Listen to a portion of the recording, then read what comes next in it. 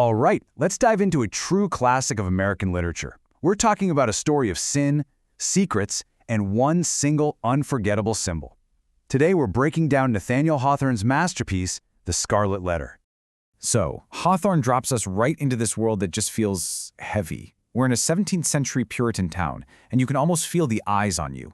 This is a place where every single whisper feels like a final judgment. The stakes? Incredibly high, right from page 1. You've got this crowd just buzzing with righteous anger, and they're all staring at one woman who's being publicly shamed. But, behind all that judgment, there's a question. A burning question that's on everyone's mind, and it's the engine that drives this entire story. Who is the father? So let's start at the beginning. Section 1. A mark, a crowd. This is how it all kicks off. And this is the moment. The prison door opens, and out walks our main character, Hester Prynne.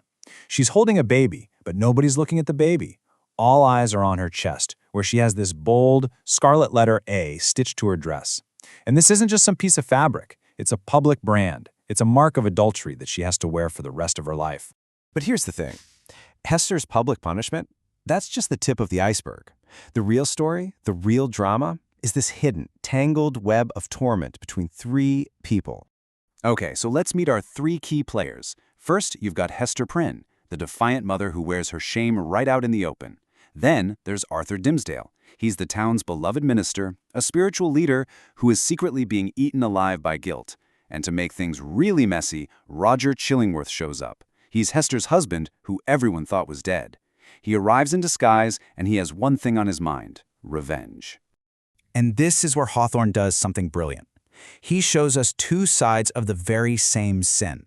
For Hester, because her sin is public, she's forced to confront it. It isolates her, yeah, but it also builds this incredible inner strength. For Dimmesdale, it's the total opposite.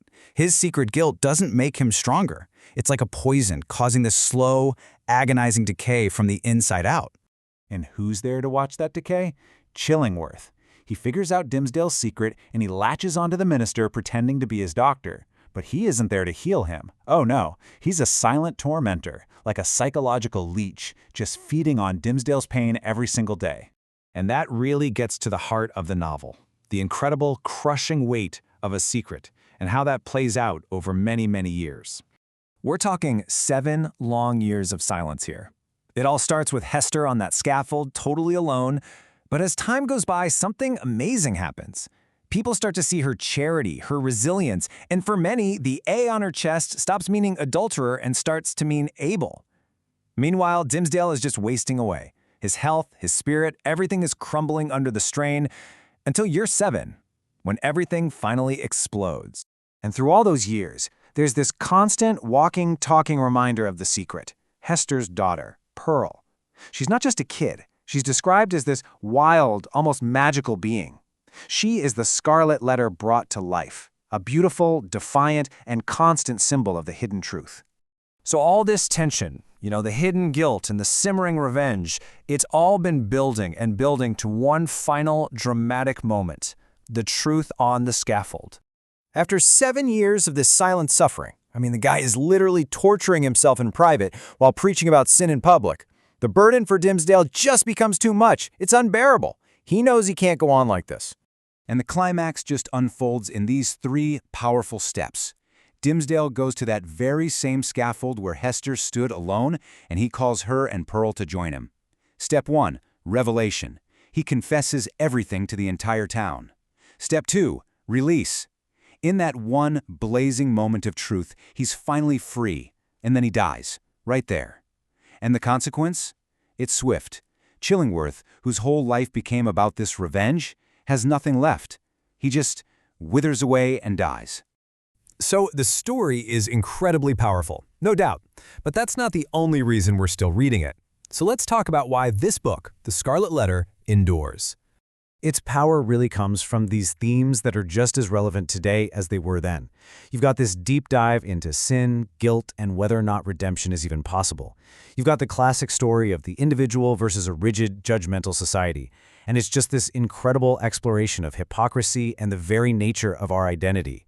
Like, are we who people say we are, or can we define ourselves? And Hawthorne uses these amazing symbols to get his points across. The letter A is the big one, of course. It changes its meaning from adultery to Abel. The scaffold isn't just a platform, it's a public stage for both shame and, in the end, for truth. And you've got this fantastic contrast between the town, which is all about rigid rules, and the forest, which is a place of natural law, freedom, and honesty. Ultimately, The Scarlet Letter is a cornerstone because it was doing something pretty new. It was one of the first major novels to really get inside its characters' heads, to explore their inner turmoil with this amazing complexity. It was basically a psychological novel before that was even really a thing. So, if you boil it all down, what's the one crucial point you should take away from this entire story? It's this powerful, perfect reversal. The mark that was meant to be a symbol of public shame, it actually becomes a badge of Hester's strength.